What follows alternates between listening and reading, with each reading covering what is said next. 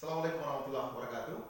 Ini adalah video bagian 2 dari bagaimana mendirikan dan mengelola rumah baca.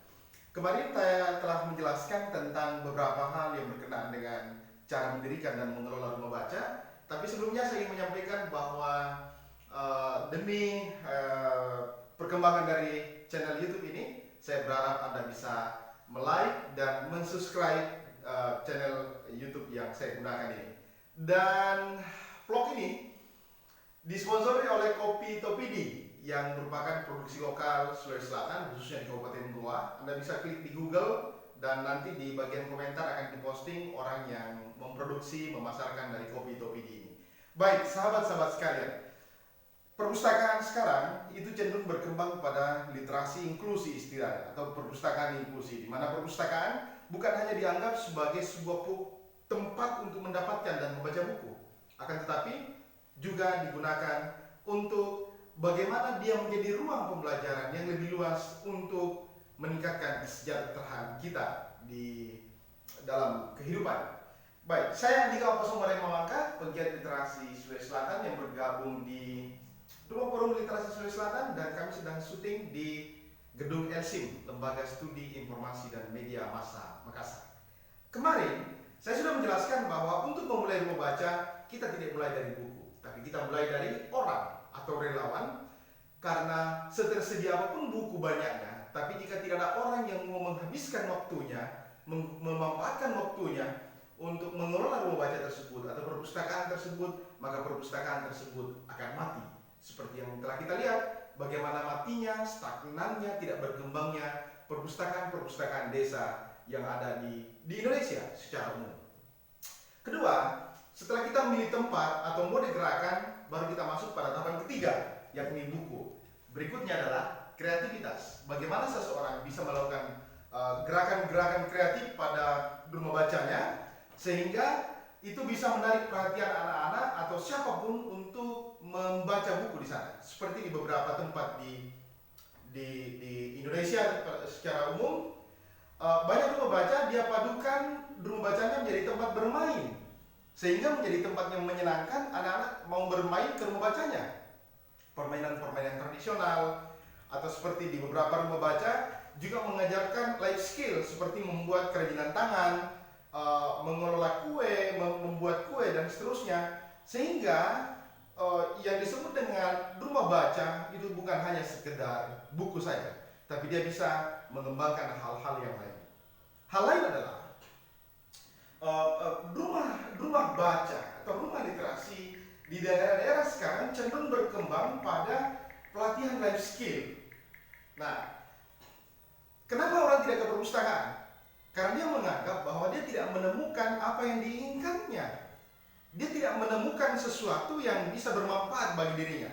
Tapi jika dia adalah life skill, semisal belajar bagaimana mempromosikan barang atau mengembangkan produk, mengemas produk dan seterusnya, itu bisa dilatihkan juga pada rumah baca kita. Sehingga saya meyakini jika itu dilakukan, maka akan semakin banyak orang yang datang berkunjung ke rumah baca. Karena bukan hanya sekedar buku, tapi ada tempat untuk mengasah skill kita. Baik, berikutnya, bagaimana sehingga sebuah rumah baca bisa dikenal dengan baik dan bisa mendapatkan donasi daripada dermawan yang ada di luar sana. Yang pertama adalah, jika Anda sudah punya tempat, mematenkan tempatnya pada sebuah rumah, pastikan bahwa rumah baca tersebut memiliki rak buku meskipun itu kosong. Jadi meskipun itu kosong, menandakan bahwa relawan yang ada berniat membuat sesuatu yang lebih besar. Yang kedua adalah memiliki papan nama yang instagramable ya, istilahnya ya, yang layak difoto, sehingga orang bisa melihat bahwa di tempat itu adalah rumah baca dan semua orang bisa melihatnya di media sosial. Jadi dia dengan mudah bisa memperkenalkan dirinya.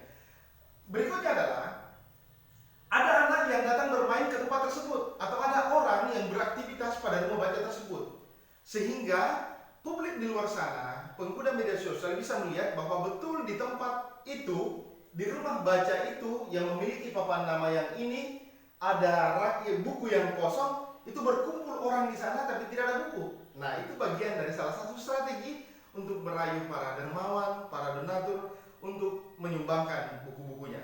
Cara ini adalah cara yang paling umum dan terbukti sukses di banyak tempat, sehingga banyak rumah baca yang berhasil mengembangkan dirinya karena disupport oleh begitu banyak dermawan.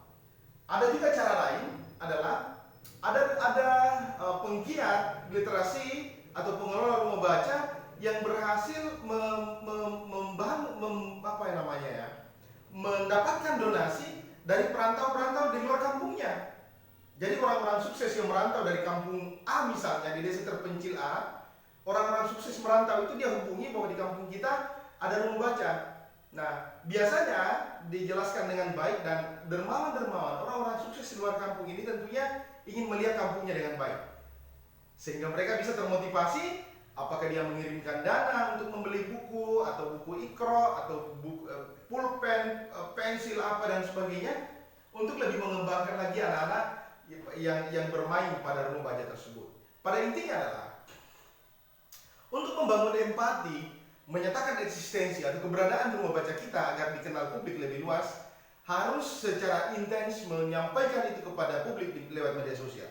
Karena media sosial tidak terbatas. Semakin unik gerakan literasi yang dilakukan di tempatnya, maka dia akan semakin menjadi sorotan bagi orang di luar sana untuk diperhatikan.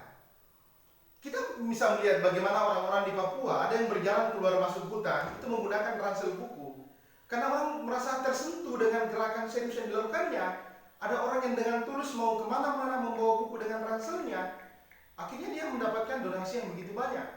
Kedua, ada orang yang menggunakan bakul, membawa ke sana kemari bakulnya, sehingga dengan buku itu ada ibu-ibu yang duduk diperlihatkan bukunya, dia malah mendokumentasikan itu dengan baik, sehingga orang semakin tertarik karena merasa berempati untuk membuatkan itu.